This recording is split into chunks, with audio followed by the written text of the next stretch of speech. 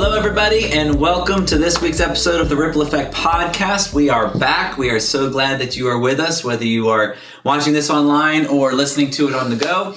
We are glad that you are here. In the studio, I have Miss Dawn Beaverson to my right, and down on the far end right is Mr. Brian Sevitz, and they are recently back from a trip to Tennessee, which we're going to talk about a little bit. And we're going to spotlight Dawn this week as we've announced her retirement. I've got some questions for her, and all of that is to come. But before we get to any of that, we have to give you the sponsor of the week. And Mr. Brian Sevitz has the sponsor of the week, and we are super excited about it. And Mr. Brian, tell us what this is. It's actually from the conference. Free socks. You can never pass up free socks. Yeah. When will we see you wearing these socks? I should have put them on today if I'd thought about it. I think Sunday you should sport the socks. Anyway, Isaiah 52:7 socks from the bookstore down at the conference. They were just like doing some research and stuff, and if you answered one question, you got free socks. So what was the question? I don't even remember. Oh, you mean like just like a poll or something that they're doing? It was, yeah. But I don't remember what it was now. But Not I like a answered quiz. it, and they handed me those. No, it wasn't like a trivia question. What does Isaiah 53:7 say? Do you know? I don't know. How blessed are the feet? Oh, I bet that's it. I bet that's Probably. it. All right. How blessed are the feet of those who bring good news. Yeah, I bet that's what it is. We should double check that though. But anyway, there you go. I hope you have great cozy socks on. I am sporting my socks today. Look at those bad boys. I love them. That's what I'm talking about. They're very pretty. So I hope you're wearing some cozy socks. It is definitely getting a little cooler, and at some point you'll have to be wearing your wool socks I know. soon. That's the verse. Is that what it is? I mean, I didn't quote it exactly perfect, but No, well, that was it. You got the idea. How beautiful on the mountain are the Feet. Yep. Yeah. Well, you do have beautiful feet. So there you go, the sponsor of the week, and we're so glad that you're with us. If you hear some noise in the background, maybe like a high ding, ding, the piano is being tuned right now out in the main room. So that's what's going on. Maybe you hear it, maybe you don't, but just completely ignore it because we're here just one-on-one together. But we're glad that you're with us here today. First thing we have to do is recap Sunday, and this past Sunday we are in our second week of our Genesis series. And this past Sunday, we talked about Genesis chapter 2, and it was a good, for me, it's a good time prepping for the sermon, a good lesson. And my Sunday morning, I think the highlight of my Sunday morning was I got the chance to baptize a college student from Central Christian College of the Bible.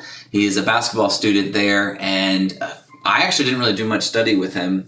He called me up and said, "Hey, I've made this decision. This is what I want to do." And it was one of those where I'm like, sure, let's go. Like, I'm not going to stand in your way. Yeah. And so that was really, really cool. So what about you guys? How was your Sunday? How was the lead up to it? The day of? Did you do anything interesting? Any good stories? No, mine was good. We had welcome lunch. That was kind of probably the highlight of my Sunday. Got to meet some new people. Got to play with their kids. Got to eat some good food. What do you do normally for welcome lunch? Because maybe people don't know.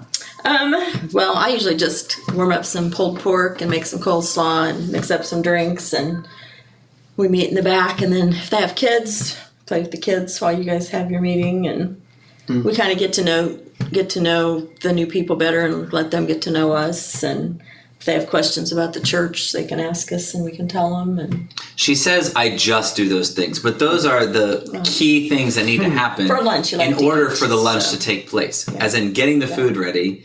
And then making sure everything's set, and then helping take care of the kids. Those are like all the things that need to happen. So we're very grateful. You don't make me teach the class. Yeah, but like I couldn't do that if you didn't do those things. So you we're very appreciative. So that was good. Yeah, it was good. We had a good group there. 2, 3. Not the third family wasn't like brand new, but a couple of families that are new. That was good. Good. What about you, Brian? Yeah, good Sunday.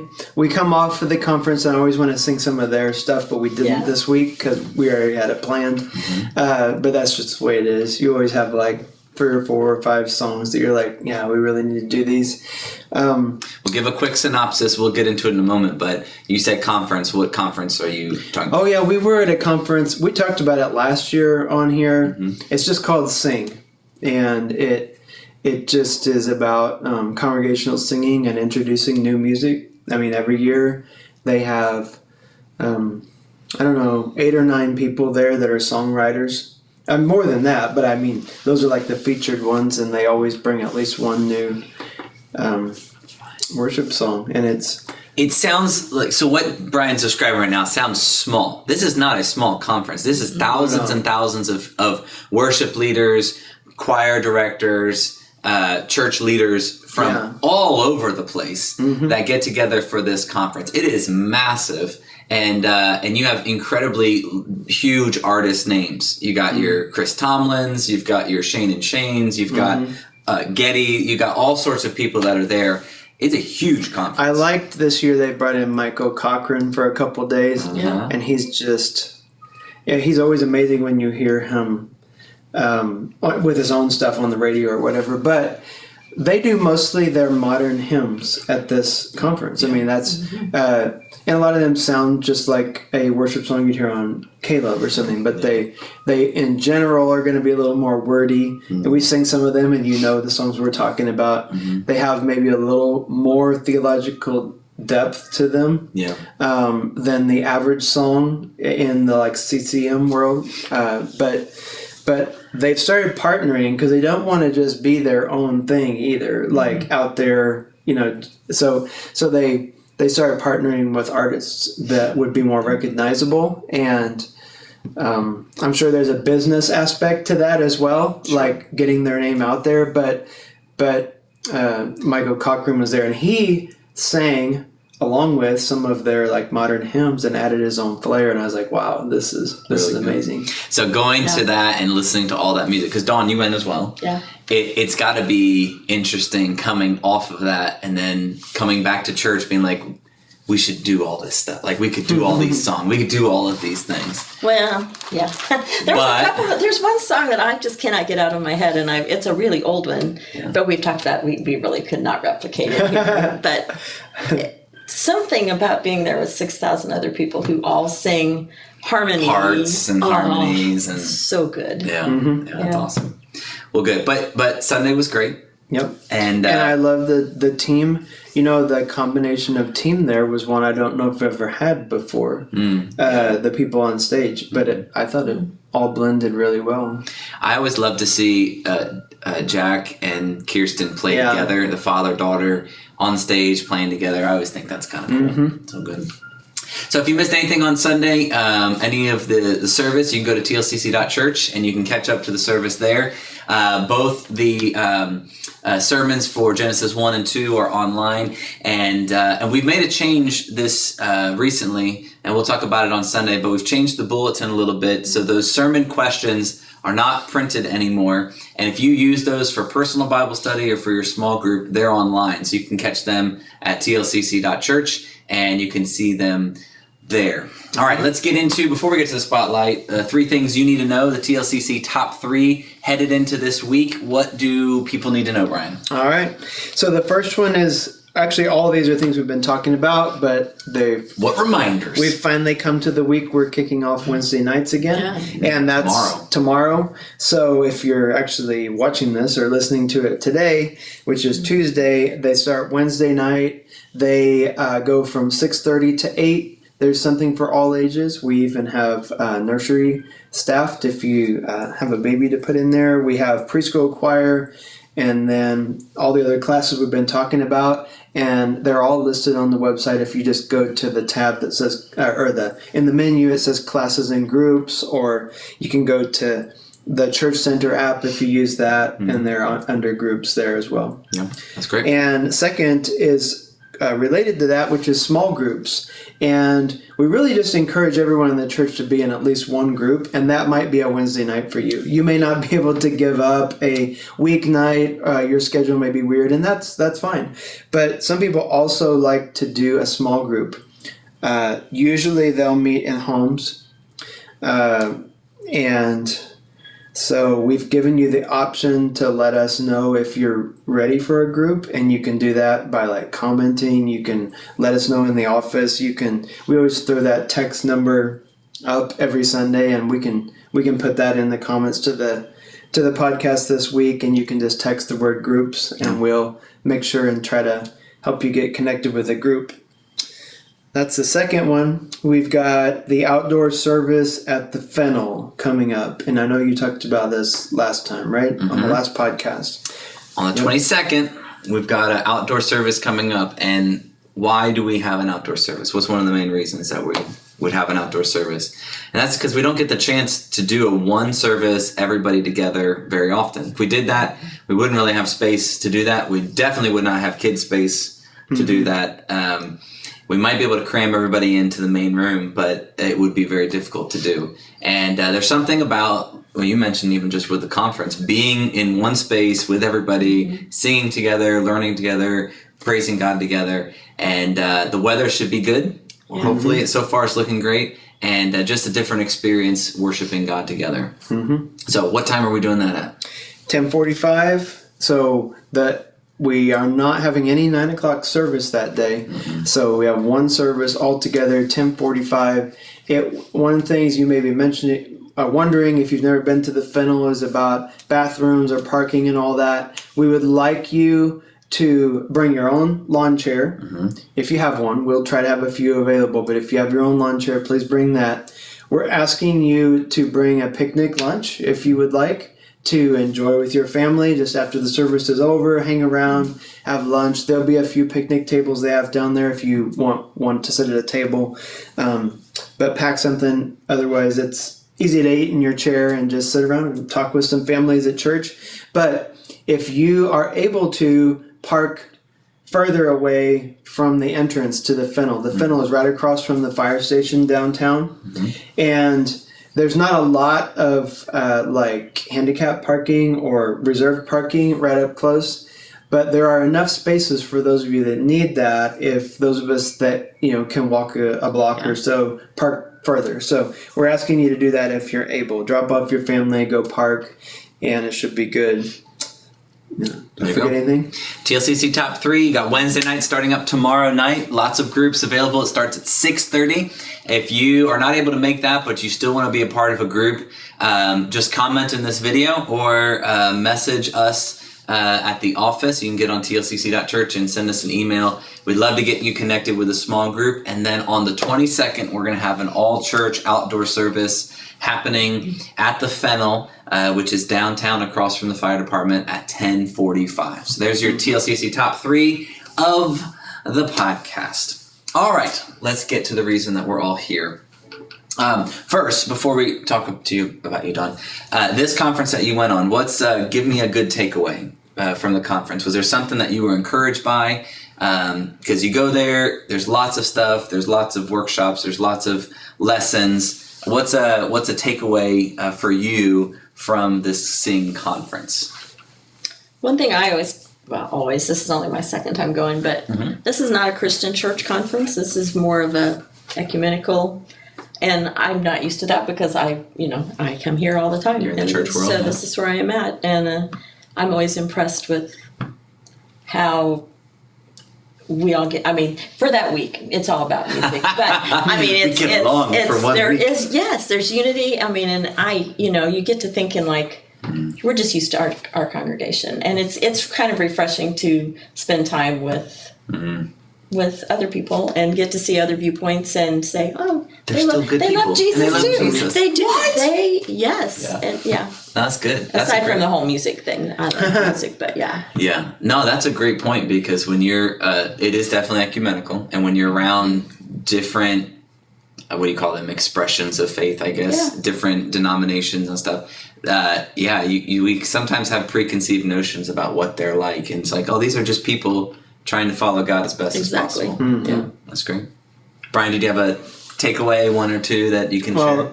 One that came to mind was the theme this year was Sing the Songs of the Bible. They really went through the whole of Scripture and pulled out songs and wrote songs. They are creating their own modern hymnal. Mm-hmm. So, and there will be printed versions of it. There'll be digital versions of it, and then basically worship team versions of it with chord charts and all that. But this hymnal they've been working on it for 10 years so far, and it's supposed to come out next year.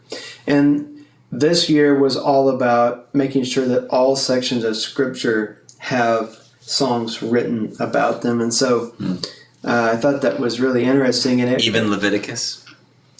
We'll have to see. We'll have to look in their index in and the see. law. Yeah. But anyway, the whole premise of it is a lot of our Christian songs today start sounding the same because we go to the same parts of Scripture over and over. And that's true. Yeah. Like, there's not a lot of variety. I love the modern worship songs we sing, but there's not near as much variety in them as this sing conference we were just at, because they really have gone to all sections of Scripture and pulled out scriptural themes and then made sure that it is relevant, I mean, in the lyrics to everyday life. But I thought that was really good. Yeah. And that's the reason there's a few new songs that came out of that. I'm like, this is a song very different from anything else we sing. Yeah.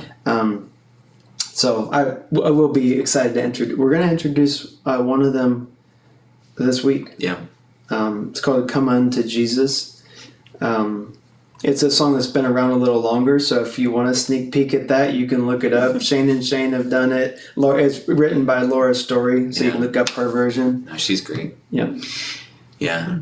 Anything by Shane and Shane. I love them. Yeah, you can play there. If you have not listened to Shane and Shane, just go to whatever streaming platform you use and listen. You could listen to for hours and not hear the same song twice because they have so much music out there, but they're so good. We always have to lower their songs because the lead It's singer, so high. he was joking. The other Shane was saying he sings higher than a lot of sopranos. Oh yeah, yeah, for he sure. does. Yeah. For sure. Yeah. That's funny. Well, good. I'm glad you guys got to go to that, and there's always great songs that come out of that, so that's awesome. Yep. Okay, so the reason that we our spotlight for the week is Miss Dawn. She announced this a month or two ago that she will be retiring, and later on we're going to do a full interview where we're going to get into all the nitty-gritty details of your time here. We're not saying goodbye because you're not leaving. I'm not leaving. But your role as church secretary will end. And so just as a teaser for that, I have a couple questions for you. First, you grew up in this church. And at Welcome Lunch this past Sunday, it came out that you have been, currently are, the person who's worked the longest for the church. And you started out working as a janitor for the church. So tell me about that and how that happened. Was that your first paid role at the church? It was. And how much did you make? I'm curious. Oh gosh, I don't remember. That's been a long time. I'm sure it was minimum wage, but that was probably not very much. I was going to say, what was minimum wage? I don't know. Probably $2 an hour. I don't know. Lots of money. I don't know. That didn't go well. I ended up getting fired because I was not a good janitor. Okay, we got to pause there. So you get hired. What building were you cleaning? The Union Avenue building, the one that's Was the upstairs built and the basement? Yeah. All right, so if you know the funeral at Union Avenue. Yeah, the other janitor had retired, and so they were desperate. They threw you in. And they thought, we'll try it. How old were you? Probably. Maybe I was in college. I was thinking I was still in high school. Todd said you were teenage. I think I was 17 because I had got You could drive. I could drive, but I could not run. We had floors that had to be buffed, and so there's this big machine that you had to take out and buff the floor. Is that the basement floors? No, that was the foyer. I'm just saying it didn't. Isn't and it the back. carpeted right now? Yeah. Okay. They gave up on that. But it used to be tile or something. It was ceramic tiles or something, and waxed it and buffed it and you got fired. Well, they didn't call it firing. They're like, you know what? We think it'd be better if we had someone else in that building. So, and they were correct. You didn't get fired, but they told you to stop doing that job. And we find someone else. And they're going to find someone else. Exactly. Who had to tell you that? Oh, I don't even remember. Okay. I don't even remember who the preacher was at that point. Oh, man. They were accurate. I mean, it was not my... Not your thing, not your forte. And that's okay. And you can see I'm not doing it today. Absolutely. So Jessica's doing it. So, yeah. Absolutely. So as you go through the years, not your volunteer roles, because you've volunteered in pretty much every area of the church. What are the paid roles that you've done at Union Avenue and Timberlake Christian Church? So we got janitor. And then just secretarial stuff. Yeah, but divide those out. You weren't like the full-on secretary. You helped Irene. When I first started, she did mornings and I did afternoons. That's how it started. I believe. And then then I had kids and I quit. So you got fired and you quit the job as well. It's amazing that they keep asking me back. But but then after my kids got old enough to go to school, they called me back in and said, we could use some help in the office. Alan and Mary could use some help. So I came back and worked from them for a while and was their assistant. So that's the student ministry and then children ministry assistant. I was their assistant, and then Irene, when Irene retired, I got a shout out to Irene. She was my mentor for many, many years, and she taught me a lot. And so when she retired, then I got this job.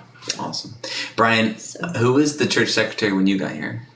Irene was in the main office, and Dawn was here doing some of the financial stuff, and I think just helping Ellen and Mary, right? Yeah. You were doing I think the income side of the financials. Were you ever, Brian, scared or intimidated by Irene or Dawn? We would have these meetings. Let's be honest here. Forget that they're watching. Of course, I came from a little country church, and so it was very different. But the first few times we came to staff meeting, it was like, this is very different. You don't know how to act. But then they would pull out these games, and it would go from like serious meeting to charades.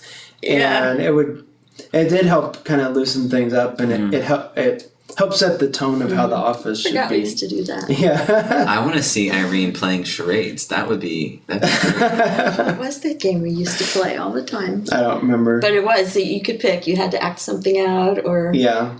The thing I didn't like is you'd have to tell the truth about somebody in your staff, and you're like, Ooh. well... Ouch. Good thing we don't do that anymore.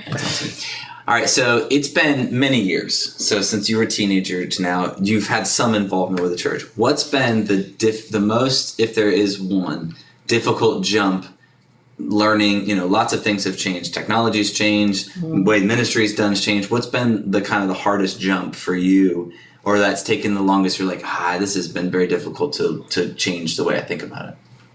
I hate to say this, but probably the technology. I mean, Irene was so good at picking up things quickly, and honestly, Brian's had to basically teach me step by step if we ever add anything new, because it does not come naturally to me. I like it once I learn it, right. And it saves so much time, but I am not a natural at technology. Give me the paper and the file folder. That's where you're at? Okay, yeah.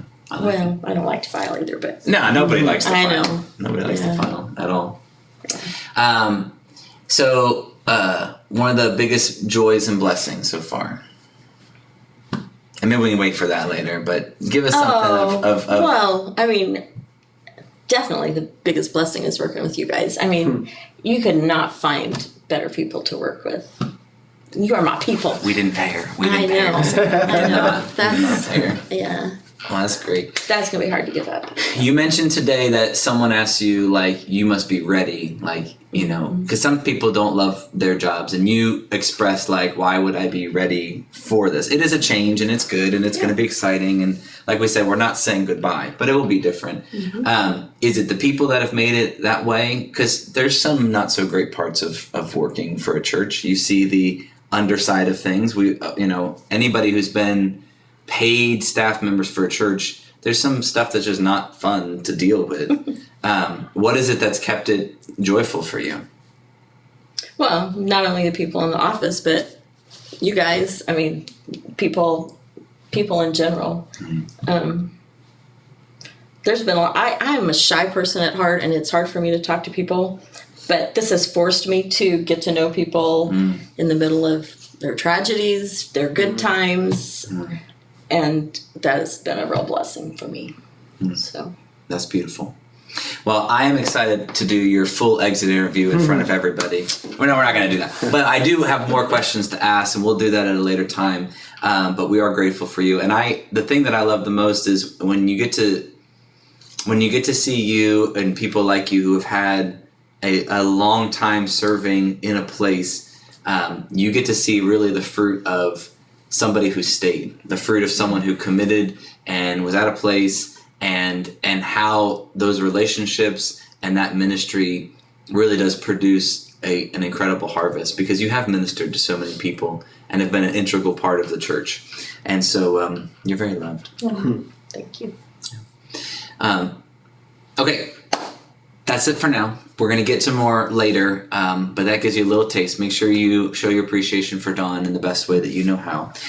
To close this podcast out, because they went to sing, they went to this conference, apparently they met a hobbit who writes really great poems. So I asked Brian if he would share something with us as the blessing of the week. So to close this podcast out, we're going to turn it over to Brian, and he's going to share with us the blessing of the week. Okay. So, yeah, they have a poet. Actually, they have an artist. We talked about this last year, so some of you may be like, we've heard this before, but many of you haven't. They have a poet in residence, an artist in residence. They really try to incorporate not just music they have literally done paintings and sketches to go along with every song that show up on the screen. I mean, it's very well put together. But they have a poet that has written on different themes, and since they did the whole Bible, one of the themes was creation. And we've been doing creation, so I picked this one. Perfect. This is about the day of rest after creation. So, this is from Malcolm Guite, Guite, if you want to look it up, because somebody asked me last year, people that like to read poems, which I do not on a regular basis. But it was fun to hear some of... There it is! It was fun to hear some of his poems. All right. Here it is. I got it. Blessing and rest, delight in everything, sustained by your strong love and richly blessed. This is the gift you give, the day you bring, blessing and rest. This is indeed the gladness of the best. From first lines in the east where linnets sing, to where the last light lingers in the west. You lift the cares to which I used to cling, as you yourself descend to be my guest, and show me how to find in everything blessing and rest. Beautiful. Yeah. And then they have drawn a picture of where the last light lingers in the west. Yeah.